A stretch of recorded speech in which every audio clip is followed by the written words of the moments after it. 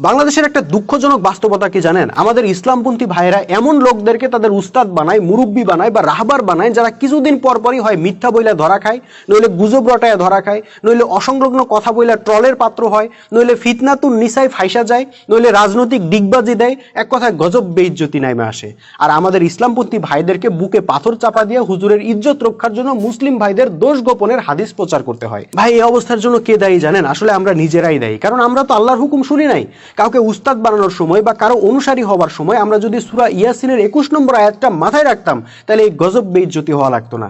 কেননা আল্লাহ এই আয়াতে 1400 বছর আগে নির্দেশ দিয়ে রাখছেন, অনুসরণ করো তাদের যারা কোনো বিনিময় চায় না এবং যারা হেদায়েত প্রাপ্ত, অর্থাৎ যারা বিনিময় চায় তাদেরকে অনুসরণ করাটা আল্লাহর নিষেধ ছিল।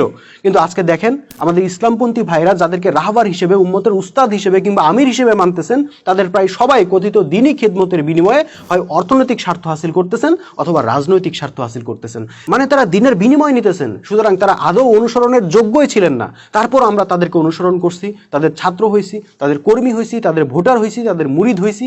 এর মাসুল তো ভাই দিতেই হবে।